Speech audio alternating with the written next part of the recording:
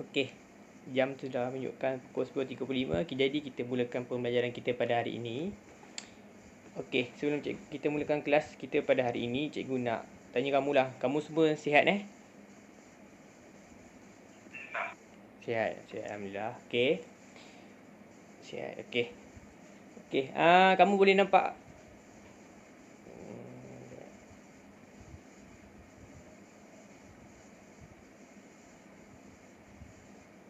Okey. Okey, kamu semua boleh nampak yang tayangan slide cikgu ni? Boleh. Okey. Kamu nampak Okey, boleh tak salah seorang bagi tahu cikgu apa yang dia nampak dekat slide ni? Ya? Rukun negara. Okey, rukun negara. Okey, dekat dalam dia rukun negara. Okey, dalam ni ada 5 kan? 5 prinsip rukun negara. Okey, yang pertama adalah kepercayaan kepada Tuhan, yang kedua adalah kesetiaan kepada raja dan negara, yang ketiga adalah keluruhan perlembagaan, yang keempat adalah kedaulatan undang-undang dan kelima adalah kesopanan dan kesusilaan. Okey. Ke dalam apa yang 5 prinsip ni, dia akan berkait dengan apa yang tajuk yang kita akan belajar pada hari ini. Okey, tajuk yang kita akan belajar pada hari ini adalah 7.2 iaitu warisan Kesultanan Melayu, Pahang, Perak, Terengganu dan Selangor.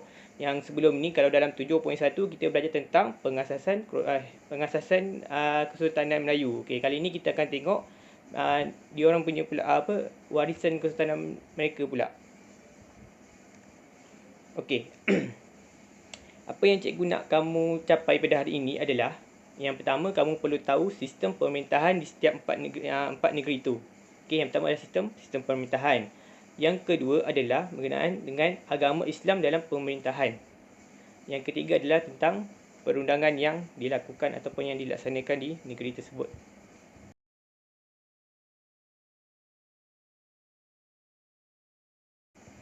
Okey, kita mulakan dengan pengenalan ini.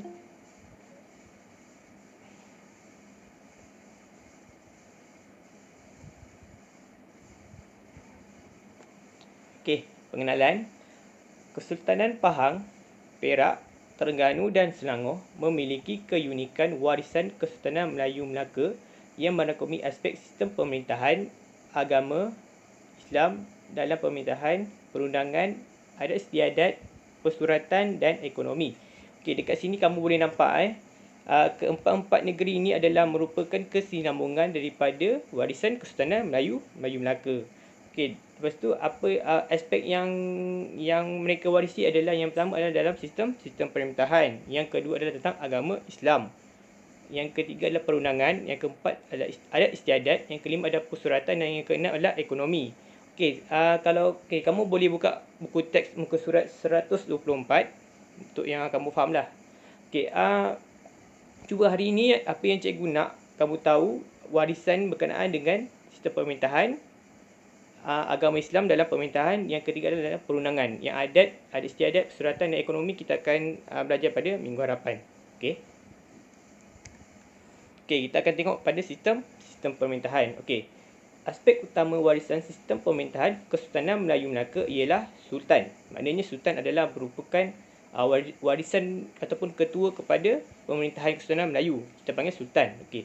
Sebagai tonggak utama kerajaan dan penggantian pemerintahan yang berasaskan adat Temenggung. Kamu faham tak apa itu adat Temenggung? Siapa tahu apa itu adat Temenggung?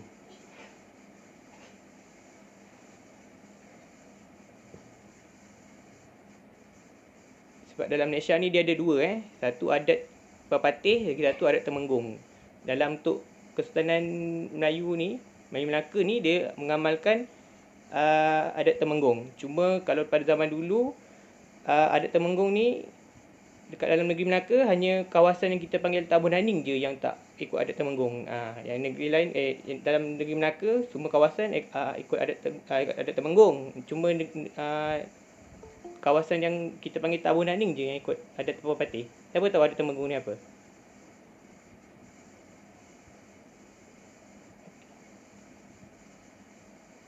Okay, tak. Okey, tak apa. Okey, adat Temenggung ni dia lebih kepada apa? Dia lebih kepada berat kepada sebelah lelaki.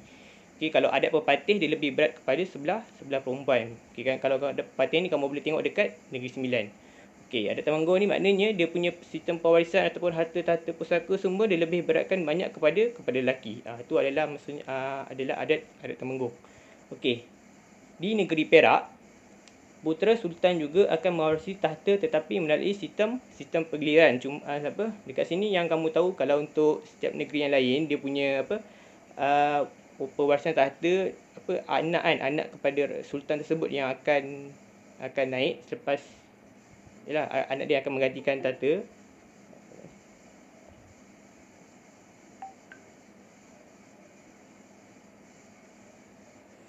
Okey, anak dia akan menggantikan tahtanya. Tapi kalau untuk negeri Perak, dia akan melalui sistem penggiliran. Okey, sistem penggiliran ni cikgu akan terangkan topik sekejap lagi.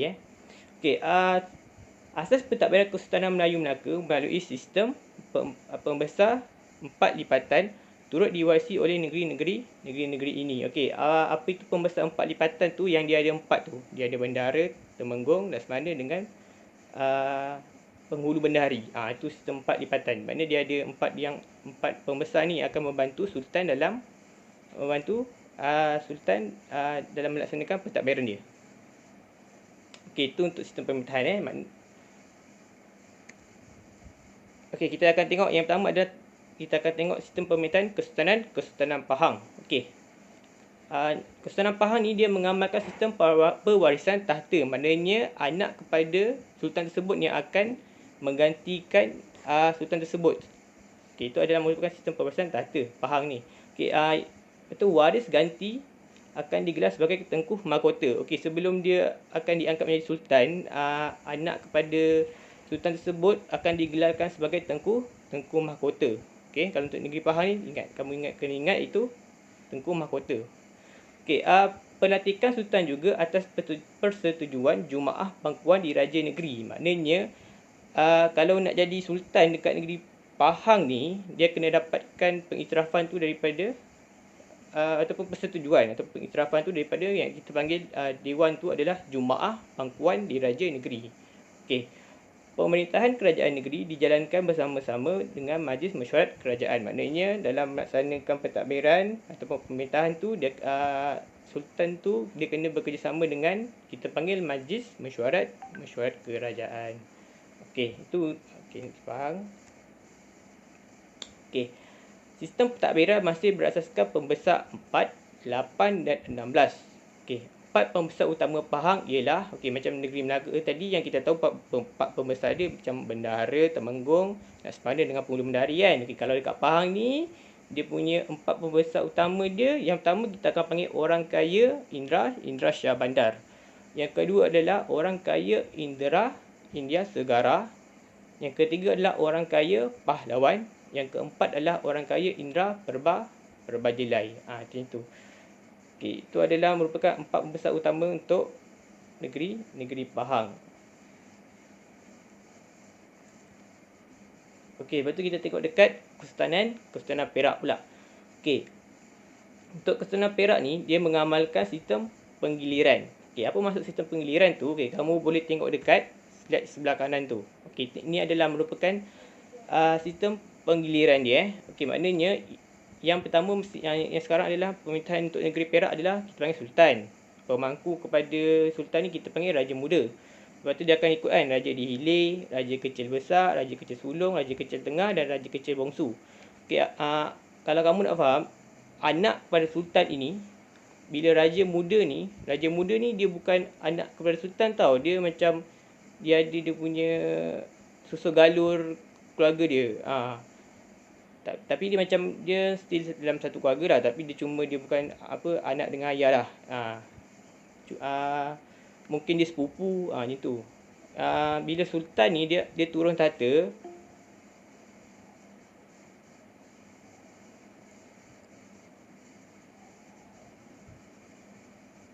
okey, bila sultan ni dia turun tahta, Raja Muda ni akan jadi sultan. Anak kepada sultan Perak ni dia akan turun menjadi raja kecil bongsu. Maknanya dia akan ikut sistem giliran. Okey, lepas raja muda jadi sultan, anak sultan akan jadi raja kecil bongsu. Lepas tu dia akan naik. Tu dia akan ikut sistem penggiliran dia. Okey. Dewan Negara Perak bertanggungjawab memilih dan melantik dalam melantik sultan. Okey, maknanya macam yang tadi yang kat Pahang tu, apa nama dia, Dewan Dewan Jumaah Pangkuan di Raja Negeri. Kalau untuk dekat negeri Perak ni, kita panggil Dewan Negara Perak yang bertanggungjawab dalam memilih dan melantik sultan. Maknanya kalau sultan pun dia kena dapat sokongan daripada Dewan Negara Perak. Okey. Sistem pentadbiran masih berasaskan Pembesar 4, 8, 16 dan 32. Maknanya sama macam Kesultanan Melayu Melaka. Okey, 4 pembesar utama Perak ialah, okey, kita tengok pula gelaran untuk 4 pembesar utama Perak. Okey, yang pertama adalah Orang Kaya Bendahara Seri Maharaja. Yang kedua adalah Orang Kaya Besar Maharaja Diraja. Yang ketiga adalah Orang Kaya Temenggung Paduka Raja. Yang keempat adalah Orang Kaya Menteri Paduka Tuan. Nama semua orang kaya. Macam yang Pahang pun sama juga. Okey. Pemerintahan kerajaan negeri dijalankan bersama-sama Majlis Mesyuarat Kerajaan. Sama juga dalam melaksanakan pemerintahan ataupun dalam melaksanakan pemerintahan dekat negeri Perak ni pun dia kena menjalankan pemerintahan mereka bersama dengan Majlis Mesyuarat Kerajaan. Lepas tu kita tengok tentang Kesultanan Terengganu. Okey.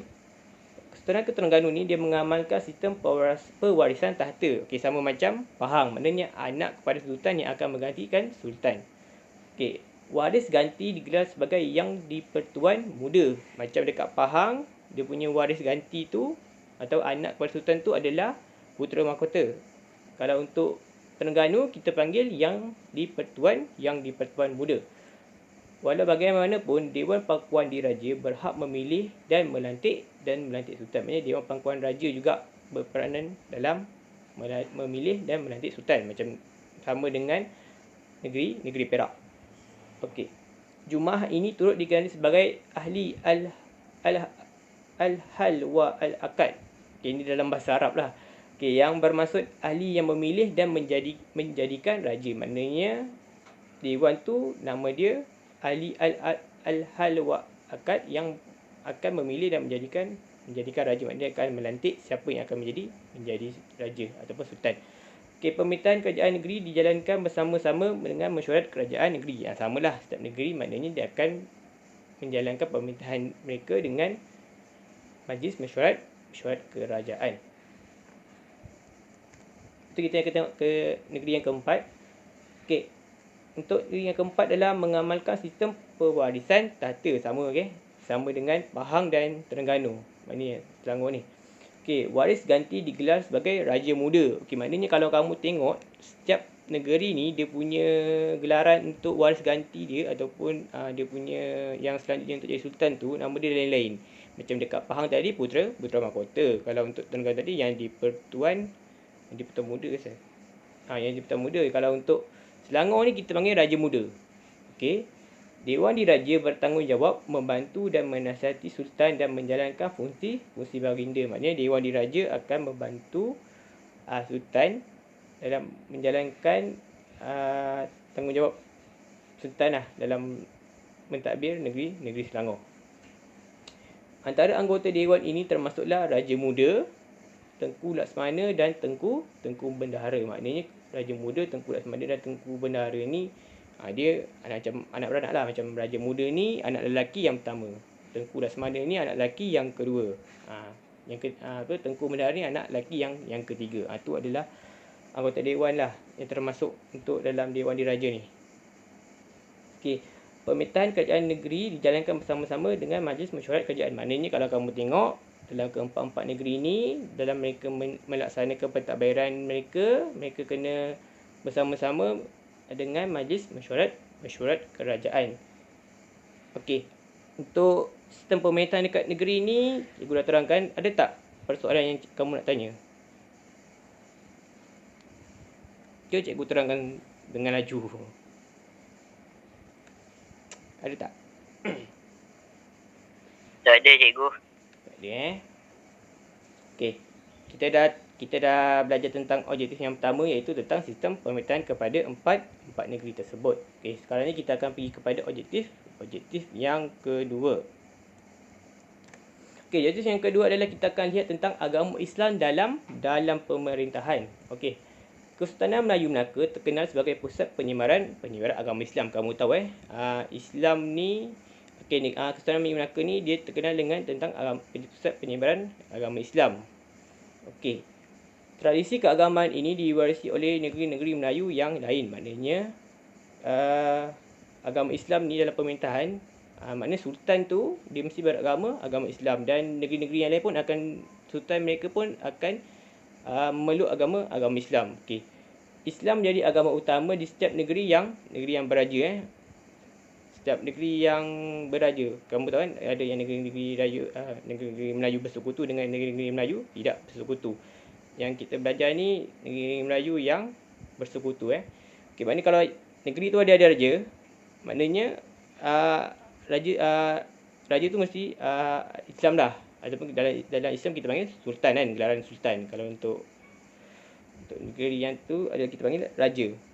Okey, tapi yang cikgu tahu setiap negeri dekat Malaysia ni pun dia punya yang ketua untuk pemerintahan tu semua cikgu tahu adalah agama Islam. Okey. Malahan agama Islam kini termaktub dalam Perlembagaan Malaysia sebagai agama persekutuan. Okey. Okey, cikgu nak tanya kan. Malaysia ni dia negara Islam tak? Siapa tahu? Malaysia ni dia agama Islam ke tidak?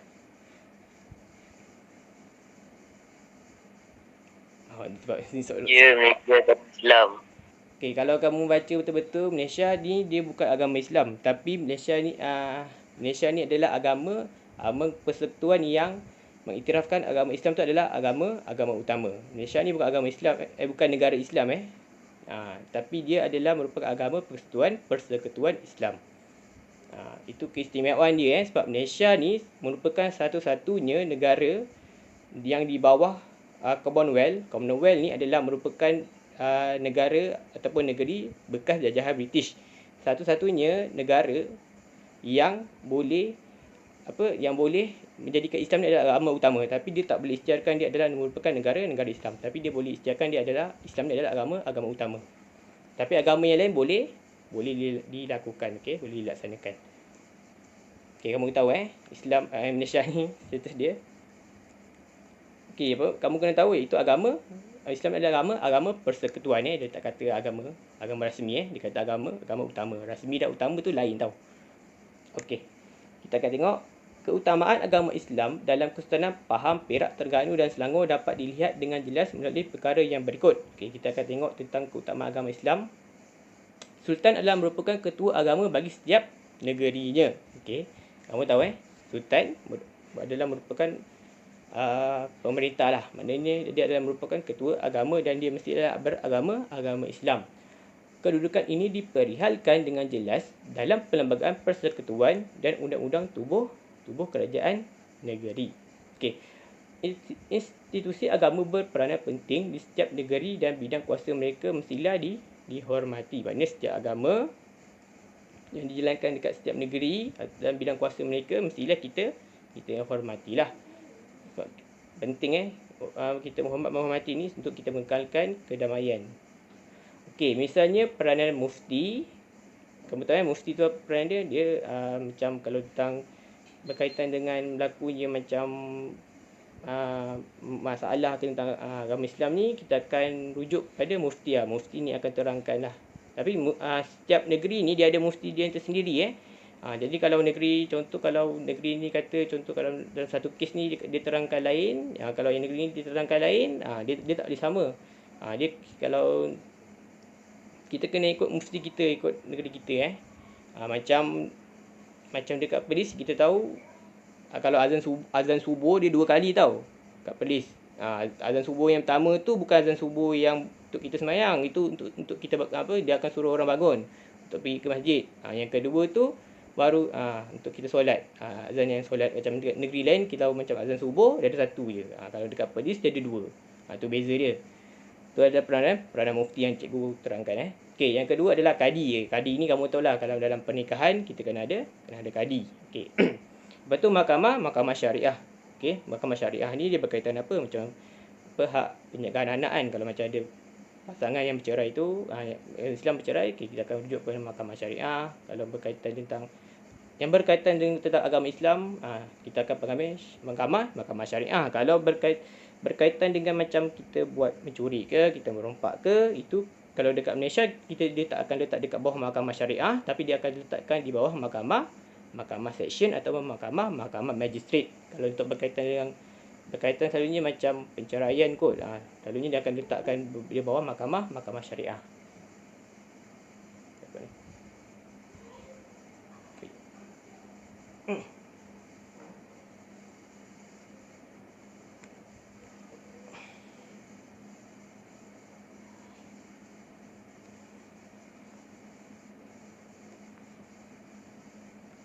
Okey, lepas tu mahkamah syariah dan jabatan agama Islam. Maknanya dekat setiap negeri kita ada jabatan agama Islam.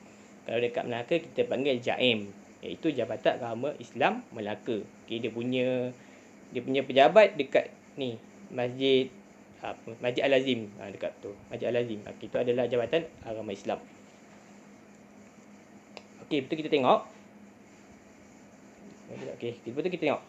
Institusi kesultanan mempunyai ikatan yang rapat dengan institusi agama. Maknanya dalam pemerintahan ni, kesultanan setiap negeri ni, agama dia akan berkait. Maknanya apa yang kamu kena faham, sultan tu dia adalah mesti beragama Islam dan dia adalah merupakan ketua agama Islam. Okey, itu hubungan kait dia lah.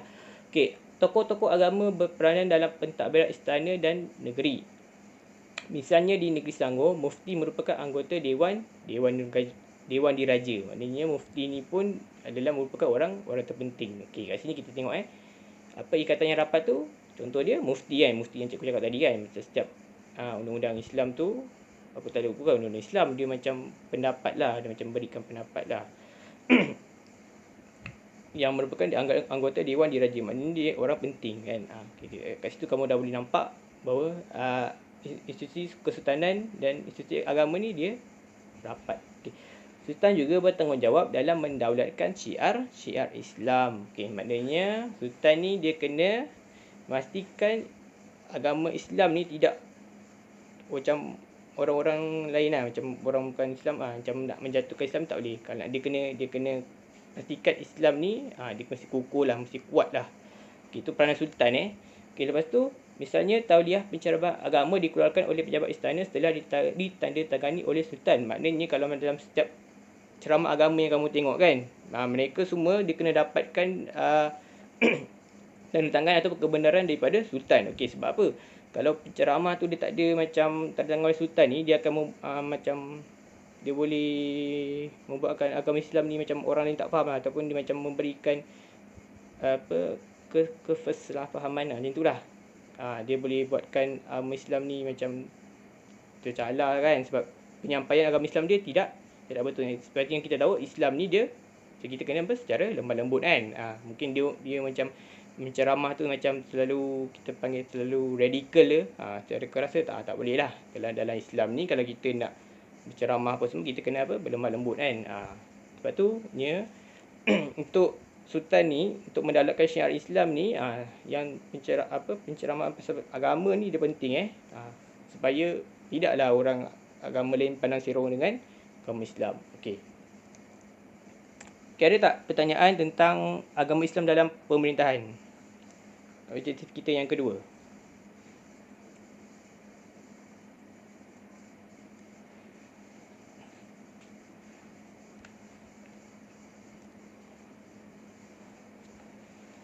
Okey, tak apa Okey, objektif yang kedua cikgu dah terangkan. Okey, kita akan tengok dekat objektif yang ketiga. Okey, objektif yang ketiga kita akan tengok tentang perundangan. Okey. Undang-undang digubal bagi mengawal kehidupan bermasyarakat. Kalau kita hidup bermasyarakat ni, undang-undang mestilah penting kan untuk pastikan berikan keadilan kepada semua, memberikan keadilan dan kedamaian. Okey. Apa kita tengok, hukum kanun Melaka menjadi asas kepada kelahiran undang-undang bertulis bagi negeri-negeri Melayu yang lain seperti Hukum Kanun Pahang dan Undang-Undang 99 Perak. Maknanya untuk negeri-negeri yang 4 tu, dia punya undang-undang dia akan rujuk dia punya macam induk tu yang utama, iaitu kita panggil Hukum Kanun Melaka. Dengan adanya Hukum Kanun Melaka tu wujudlah dua undang-undang. Yang pertama adalah Hukum Kanun Pahang dan yang kedua adalah Undang-Undang 99 Perak. Okey. Warisan Hukum Kanun Melaka terbukti dalam fasal-fasal berhubungan. Maknanya Hukum Kanun Melaka ni dia berkaitan tentang, yang pertama adalah peraturan dan larangan istana. Yang kedua adalah kekeluargaan Islam. Yang ketiga jenayah. Keempat hutang piutang dan yang kelima adalah hukum jual beli. Maknanya yang kelima fasal ni dia ada dekat dalam Hukum Kanun Melaka. Okay, yang sebelah kanan ni kamu boleh tengok ni adalah merupakan isi dalam Hukum Kanun Pahang. Okey. Perkembangan politik dan sosioekonomi menyebabkan berlaku perubahan dalam aspek perumbangan. Maknanya perkembangan politik ni maknanya bila pertukaran macam kita lah, pertukaran macam Perdana Menteri itulah. Tu perkembangan politik dan sosioekonomi menyebabkan berlakunya perubahan dalam aspek perundangan. Maknanya bila berlakunya macam satu masalah, undang-undang ni boleh dirubah lah untuk memastikan untuk mengawalkan kehidupan bermasyarakat. Okey. Kesultanan Pahang, Perak, Terengganu dan Selangor mengubal pula undang-undang tubuh kerajaan negeri bagi menyesuaikan perubahan tersebut. Maknanya yang 4 negeri tersebut tu dia akan ubah undang-undang untuk memastikan dan menyesuaikan dengan keadaan yang tersebut. Okey, contoh yang sekarang yang kamu boleh tengok, kita semayang kan, kalau kita solat Jumaat kan, kita kena jarak-jarak kan. Selalunya yang kalau kita tahu, kalau kita solat kita kena rapat-rapat kan, kita kena rapatkan bahu, kita kena rapatkan tumit. Tapi kalau bila berlakunya pandemik ni, bila kita pergi solat Jumaat, kita kena solat jarak 1 meter. Kalau dalam Islam memang tak boleh kan kita solat jarak. Tapi disebabkan berlakunya perubahan ni, jadi perundangan ni boleh diubah lah ikut keadaan. Okey, undang-undang yang dihasilkan melengkapkan lagi sistem pemerintahan dan sistem kesultanan sesebuah negeri. Okey, undang-undang ni mestilah penting bagi setiap negeri mereka. Okey. Oleh itu, sebagai warga negara yang bertanggungjawab, kita perlulah mematuhi undang-undang dan peraturan di negara ini. Maknanya kita sebagai rakyat Malaysia, okay, ni cikgu general kan sebagai rakyat Malaysia, tak kira lah kamu agama apa pun, kamu Hindu ke, Buddha ke, ataupun kamu tak ada agama pun, yang kita panggil etis pun, kita ada undang-undang, kita kena ikut undang-undang tu bagi memastikan hak sama rata. Maknanya bukan hak sama rata, macam kita menghormati sesuatu, menghormati bagi sesuatu, macam menghormati sesuatu hak lah, menghormati satu hak lah bagi setiap orang yang duduk dekat sebuah negara. Okey, kalau sebelah kanan ni kamu boleh tengok kita panggil apa ni, gambar untuk Undang-Undang 99 Perak. Undang-Undang 99 Perak ni dia digunakan semasa pemerintahan Sultan Iskandar Zulkarnain, berbentuk soal jawab dan mengandungi 99 soalan dan jawapan. Macam tu, macam mufti itulah, dia ada bentuk soal jawab lah. Maksudnya bila ada berlakunya sesuatu permasalahan, kita kena rujuk mufti. Tapi kita kena rujuk mufti bagi negeri kita sendiri, kita jangan tanya negeri lain. Bila tu tidak sama tu, jadi macam mana pun kita kena ikut negeri kita yang tersendiri. Okey, sebelum kita masuk dekat bahagian aktiviti kita, boleh tak ada tak pertanyaan tentang objektif 1, iaitu sistem pemerintahan. Yang kedua adalah berkenaan dengan agama Islam sebagai agama Islam dalam pemerintahan. Yang ketiga adalah berkaitan dengan perundangan. Ada tak pertanyaan mengenai ketiga-tiga objektif yang tersebut?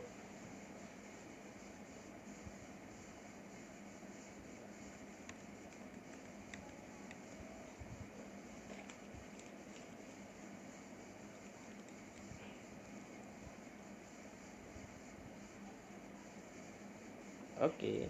Tak ada. Okey, bagi nak tengok kamu punya tahap kefahaman dengan penerangan cikgu, kita akan buat kita akan beralih ke bahagian aktiviti.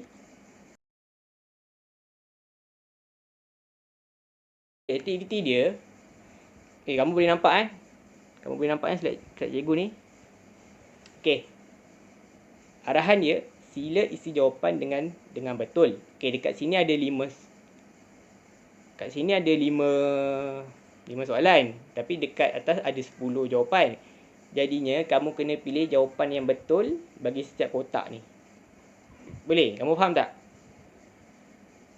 Faham, cikgu faham. Okey, kamu boleh rujuk buku teks muka surat yang bermula daripada 124 tu untuk kita punya latihan ni. Okey, sekarang ni dah pukul 11.06. Jadi cikgu bagi masa jap. Nak kena salin ke cikgu? Okey, nak kena salin ke tak? Sebab kamu ada latihan modul kan? Jadinya untuk yang ni kita just buat aktiviti je. Kalau untuk yang dekat kerja rumah kamu, kita buat yang latihan modul tu.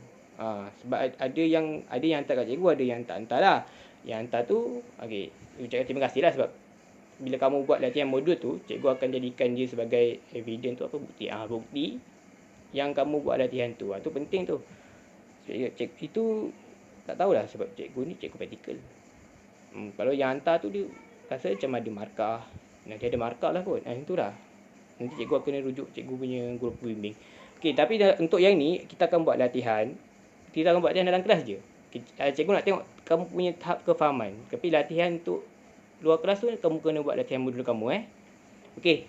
Cikgu bagi dah sekarang dah 9 minit tadi, 9.07. Lepas tu tak lama kot.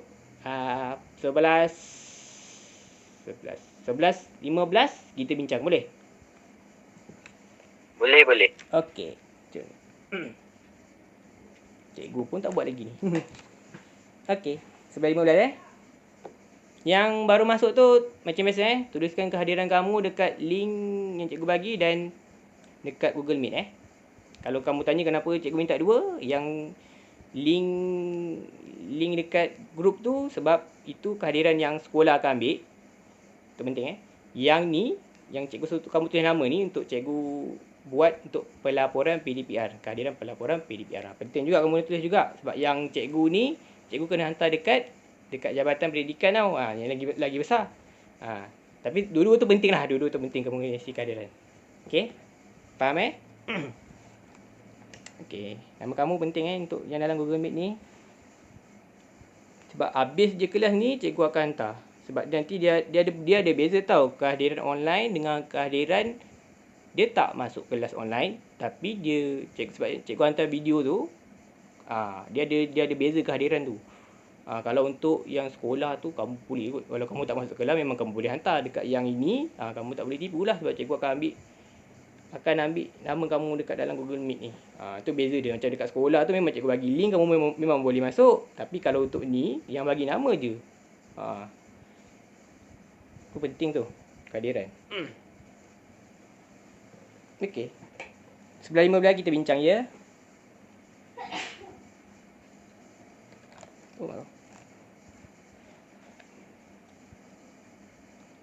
Apa dia ni? Satu ni yang tidak mahu kasih kamu. Satu perak.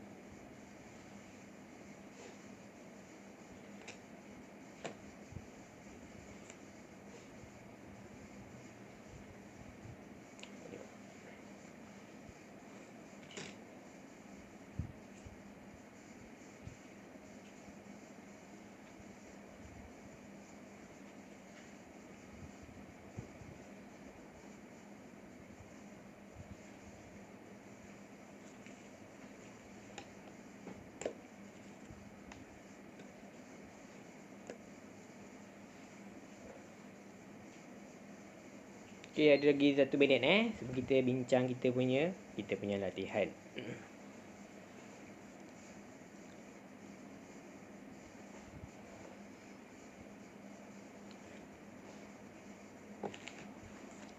Okey, jap sabar.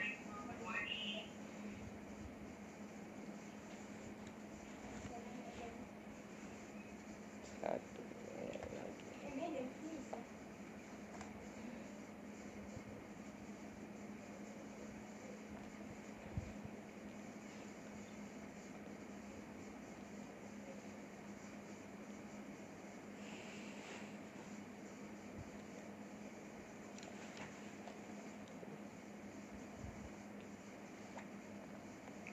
Okey.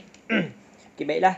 Jam sudah menunjukkan pukul 11.15. Jadi adalah waktu untuk kita berbincang mengenai latihan kita. Ya. Dah lupa pula.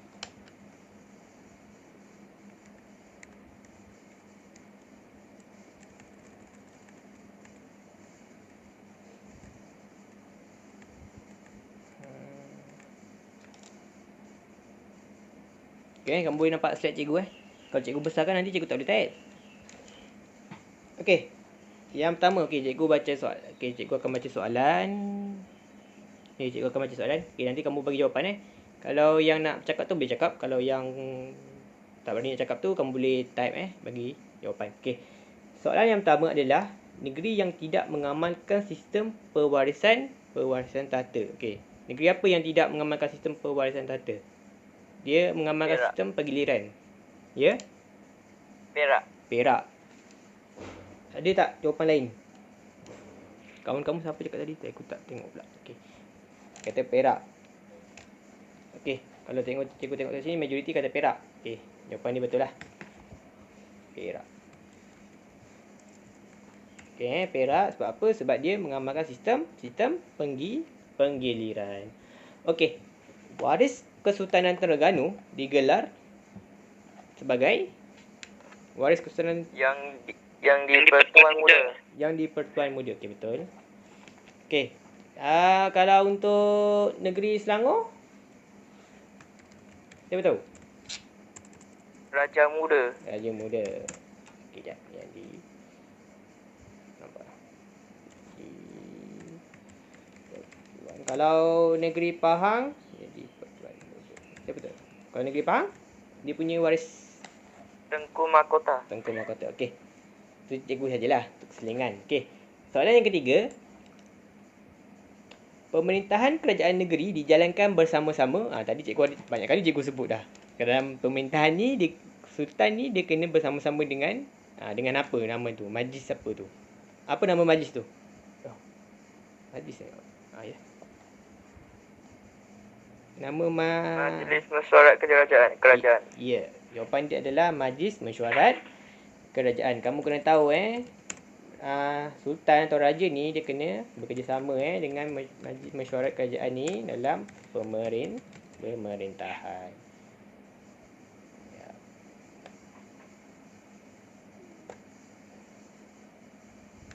Okey, yang keempat. Agama Islam kini termaktub dalam Perlembagaan Malaysia sebagai apa? Agama Persekutuan. Agama persekutuan. Agama persekutuan.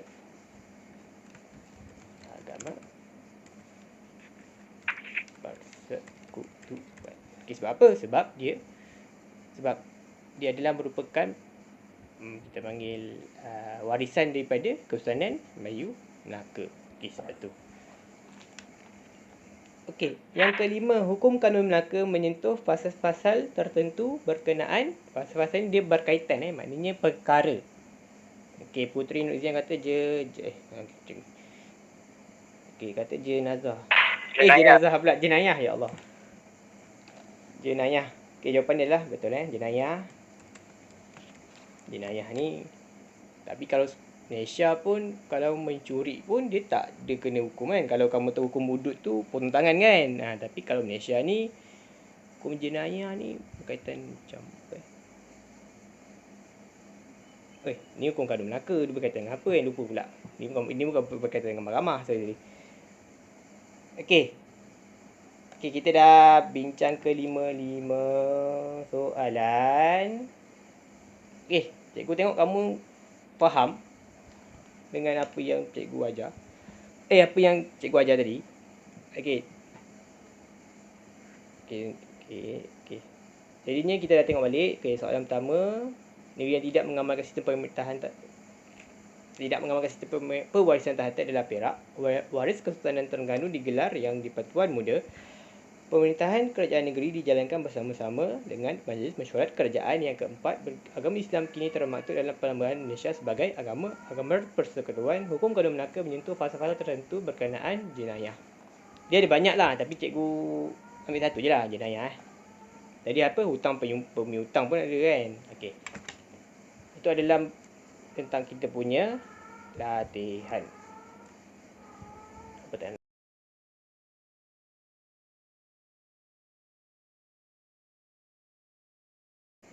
Okey. Sebelum kita dah pukul apa ni? 9.20 Sebelum kita tamatkan kelas kita, ada tak sebarang pertanyaan yang nak tanya kat cikgu? Tentang dah sebarang pertanyaan lah, tak kisah perkataan apa pun. Ada tak? Sebelum cikgu rumuskan pembelajaran kita pada hari ini. Ada tak sebarang pertanyaan? Sebab penting ini kita panggil refleksi.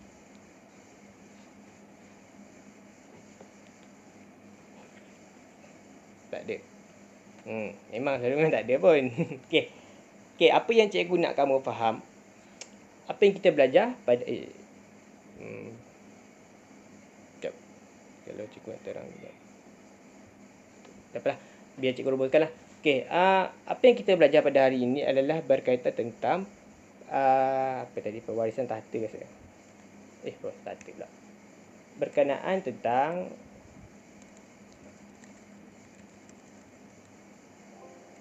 pewarisan pula.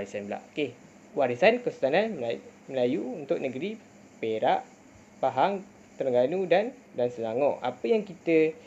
Warisan apa yang kita bincangkan pada hari ini? Yang pertama adalah berkaitan tentang sistem pemerintahan. Yang kedua berkaitan tentang agama Islam sebagai agama Islam dalam pemerintahan. Yang ketiga adalah berkaitan dengan perundangan. Lepas tu kamu kena tahu setiap negeri tu dia ada persamaan dan dia ada perbezaan. Contoh yang kita boleh tengok persamaan mereka. Kalau dalam persamaan mereka, Raja dan Sultan ni dia kena bekerjasama dengan Majlis Mesyuarat Kerajaan. Kalau perbezaan apa yang kita boleh lihat, hanya negeri Perak je yang tidak mengamalkan sistem pewarisan tahta. Dia mengamalkan sistem penggiliran. Okey, itu dalam sistem pemerintahan. Lepas tu setiap dia punya waris kesultanan tu dia punya kita panggil berbeza-beza macam yang kamu tadi untuk Terengganu yang di Pertuan Muda. Kalau untuk Selangor, Raja Muda. Okey, lepas tu kita akan pergi ke objek yang kedua, itu agama Islam. Tak apa, yang cikgu faham. Kamu pun semua student kan, bukannya dah bekerja kan, tapi faham. Tapi kadang-kadang cuaca pun menjadi faktor kan. Sebab kat cikgu ni pun dah mendung dekat area Kerobong. Cikgu duduk area Kerobong. Okey. Yang kedua kita adalah berkaitan tentang agama Islam. Yang kamu kena tahu bahawa sultan ni adalah ketua untuk agama Islam dan sultan tu mesti beragama Islam untuk menjadi sultan. Okey, lepas tu kita akan tengok bab perundangan. Apa yang kamu tahu tentang bab perundangan ni? Apa fungsi perundangan ni? Dia penting untuk kalau kita hidup bermasyarakat, undang-undang ni mesti ada. Kalau tak ada, tak boleh dah kita hidup aman kan. Senang je orang mencuri, orang perompak, semua. Maknanya perundangan ni penting untuk memberikan keadilan atau persamaan. Okey. Apa yang kamu tahu tentang dalam perundangan ni, asas kepada perundangan ni kamu kena tahu iaitu undang-undang untuk negeri yang 4 negeri tu dia akan berkait dengan hukum kanun Melaka. Okay, contohnya kita tengok dekat hukum kanun yang adanya hukum kanun Pahang dan undang-undang 99 Perak. Okey. Okey, undang-undang tu penting. Okey. Tak ada. Cikgu dah rumuskan apa yang kita belajar pada ini, iaitu warisan pemerintahan kesultanan. Okey. Kita dah belajar 3. Jadi minggu depan kita akan belajar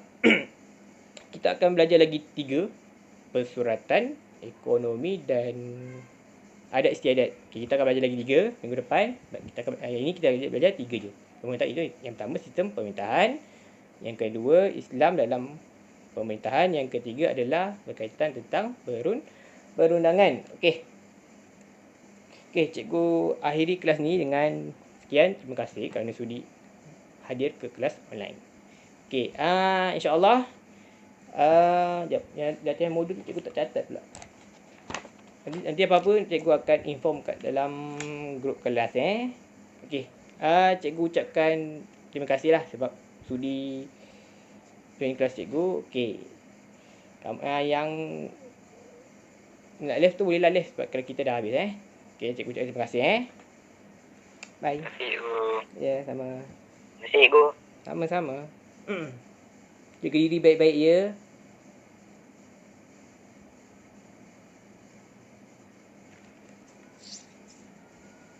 Sama-sama.